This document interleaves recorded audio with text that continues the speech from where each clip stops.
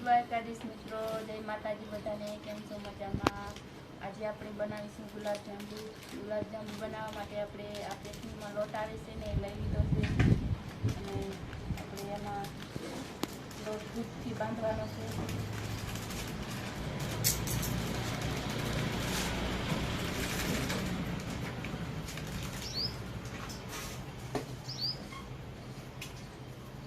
આપણે લોટ બાંધી લઈશું ને આપણે દૂધ લઈ લીધું છે. દૂધ નાખતું જવાનું થોડું થોડું ને લોટ બાંધતો જવાનો છે આપણે.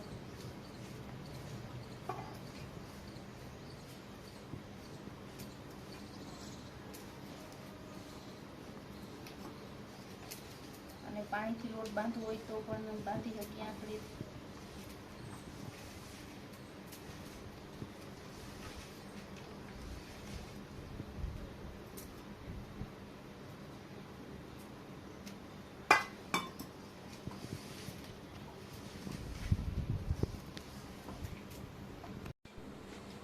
જોઈ શકો છો આપણો લોટ બંધાઈ ગયો છે.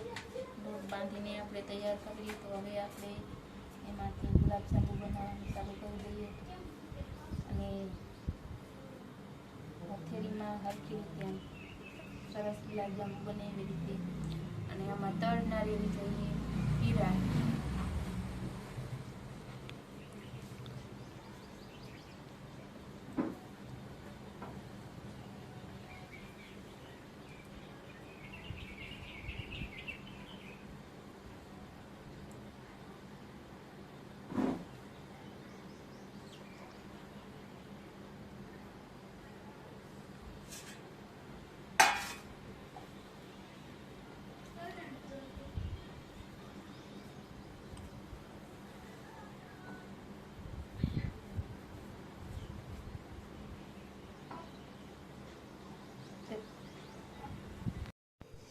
તો આપણા ગુલાબજાંબુ બનીને તૈયાર થઈ ગયા છે ને આપણે તેલ ગરમ થવા મૂકી દીધું એટલે તેલ ગરમ પણ થઈ ગયું છે.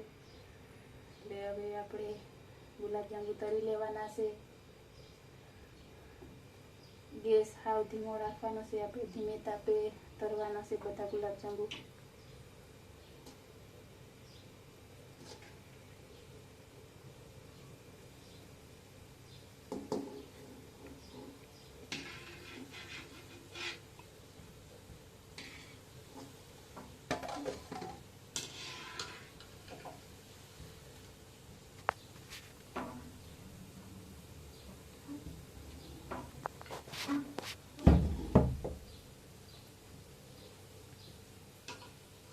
આપણે ગુલાબજાંબુ એકદમ લાલ થઈ જાય ત્યાં સુધી તળવાના છે.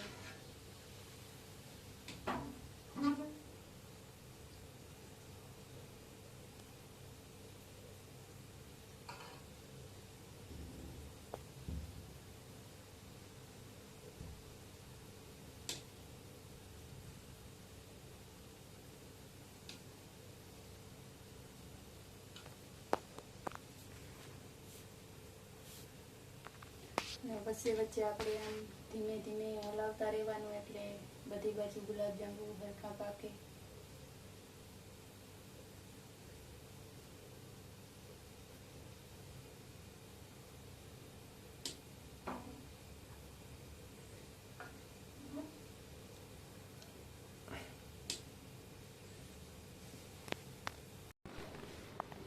તો ગુલાબજાંબુ તારીને તૈયાર થઈ ગયા છે. હવે એને સાસણીમાં બુડાડવાના છે. જોઈ શકો છો મિત્રો, આપણા ગુલાબજાંબુ બધા તૈયાર તરીને તૈયાર થઈ ગયા છે.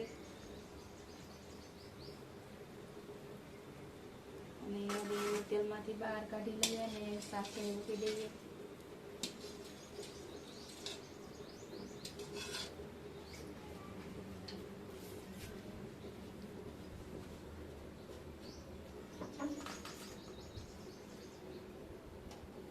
સાંભળી મૂકવા માટે આપણે ગરમ પાણી થવા મૂકી દીધું. એમાં આપણે ખાંડ નાખી દેવાની.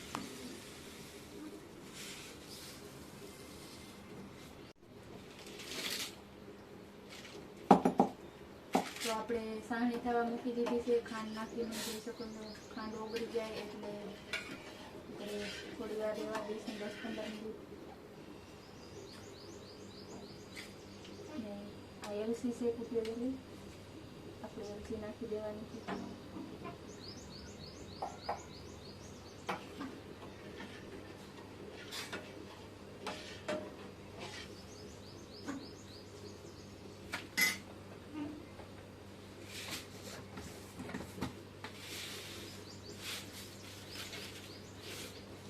મને ખાંડ થોડી ઓછી લાગી એટલે થોડું વધારે નાખી દેવાનું.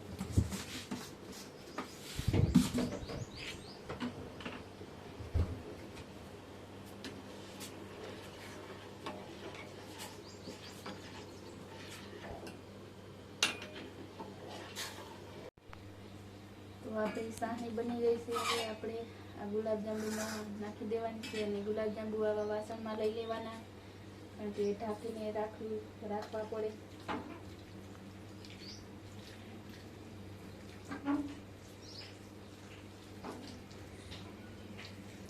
ચાળણી થોડી થોડી ગરમ હોય તો એ નાખી દેવાની. હા, એ તમે કહી દો.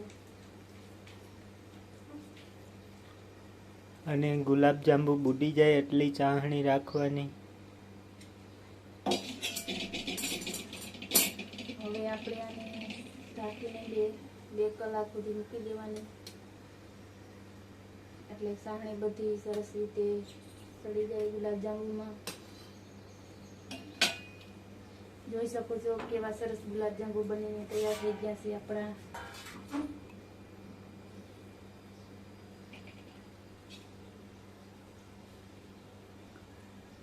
એક તો ગુલાબજાંબુ નથી, ગુલાબજાંબુ હે.